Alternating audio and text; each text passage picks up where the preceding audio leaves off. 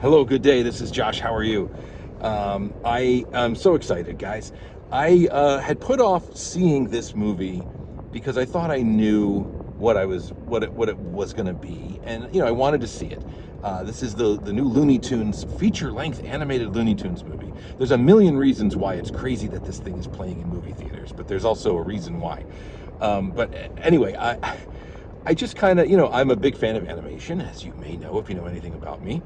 And I really love classic Looney Tunes, but I wouldn't have considered, I wouldn't have thought there would be like amazing new Looney Tunes content. Like maybe thered be something fun, like a short or something. But basically, all I know of Looney Tunes is like they made another Space Jam that was pretty bad, and there was, this mythical Wile E. Coyote movie that was trashed for tax purposes or whatever that we're not going to get to see.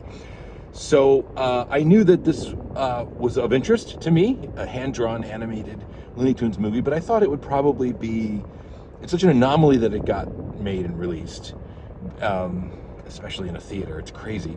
But, and so that was of interest. But then to see it and to see what's going on here, what a delight.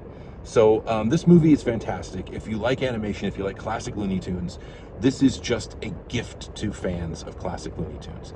This is, there's so much to say, and I'm all over the place as usual. But just a quick word about like why we're even seeing this. Like Warner Brothers has famously been, even content within their biggest, most successful franchises like Batman and Looney Tunes. They've just been like just deleting content to like call it a loss and to write it off on their taxes or whatever. So it's more complicated than that. But there's been all kinds of like insane stories from this regime.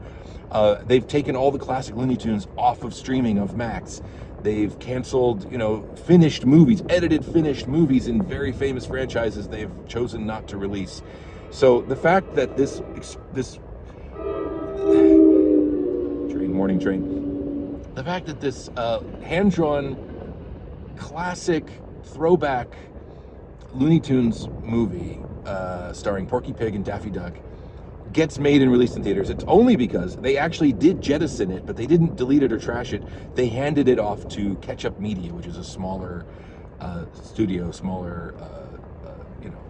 company that releases like family entertainment stuff. So that's the only reason we get to see this in the movie. We see the Ketchup Entertainment logo before we even see a Warner Brothers logo on this movie. But what a treat, and what a mistake for Warner Brothers not to lean into this more. Because I don't want to oversell this movie as being like a great movie, but it is a great Looney Tunes cartoon. It is a great feature-length cartoon. So here's what's great about it. All right. It is a self-contained 90-minute wacky like space invasion cartoon starring Porky Pig and Daffy Duck, and one other legacy Looney Tunes character. And I don't think it's a secret, but Petunia Pig is also in the movie. A new take on her.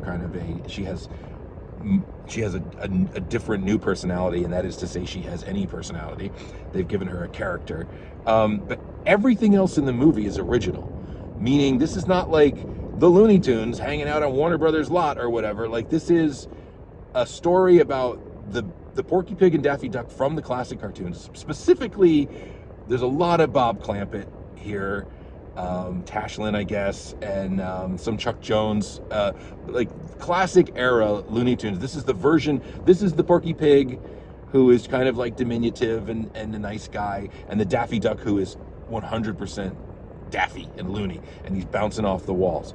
But there's no Bugs Bunny, there's no Yosemite Sam, there's no cameos. That's one thing about this movie that's extraordinary. They live in a little self-contained world, a town that has a mayor and other denizens. There's a very funny origin story of who they live with and what. I won't spoil this crazy little world that the movie builds, but it's hilarious and it's great, and the animation is unbelievable. This is classic, rubber hose, squash and stretch Looney Tunes animation with gag after gag after gag.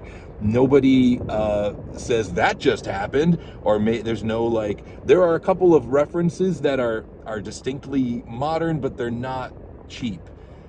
That's all I'll say. Is there's some, people have cell phones in the movie, and the villain, the villain, who I'll get to in a second, has a particular interest that is weirdly distinctly modern, and yet this feels so classical.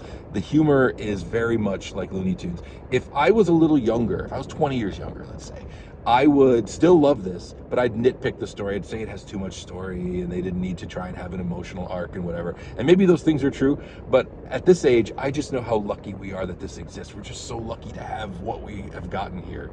The villain is played by Peter McNichol, voiced by Peter McNichol and played by many animators, and is very much a Chuck Jones kind of design of an evil alien, kind of like a very 90s looking. It's a mixture of kind of a 90s vibe with the classic 50s Chuck Jones style. The layouts, the backgrounds, the way the characters move, the way that the incidental characters are designed, they look like some of the human characters from old Looney Tunes, but not specific ones. It's just unbelievably good and fun. I don't know. I don't want to say much more about it. And I also, again, don't want to oversell it. It's really silly and dumb, and it has too much story. It truly does. But it just is such a miracle that it exists. And so I don't remember the name of the director. I'm sorry. He's an animation director who I looked him up, and apparently he's been doing Looney Tunes shorts for a while. And I know that there has been like just like there have been those Mickey Mouse shorts that have been, it's been a long time, it's been like 6 or 7 years, or maybe even 8 years now, that we've had the new run of Mickey Mouse shorts that are actually funny and good. But they kind of reinvented Mickey Mouse. There have been, I guess, a spate of these Looney Tunes shorts for a while, going back to the classic style, and I need to catch up with them now, because most of them were directed by the same man who made this movie, with many, many collaborators, of course.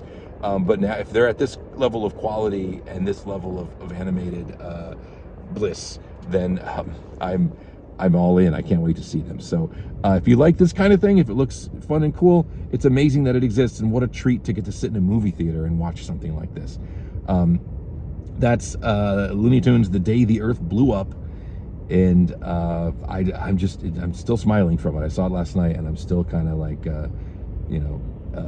giggling to myself. And there's some great concept art and pencil animation and stuff like that in the end credits if you like that sort of thing, so stick around for that. Okay, that's it. There's going to be another short in the month of March coming soon, and I see movies all the time, so I'm sure I'll be back to talk about movies. Other fun stuff going on over on Patreon, and I'll be back, and I'll talk to you again very soon. Josh out. Goodbye.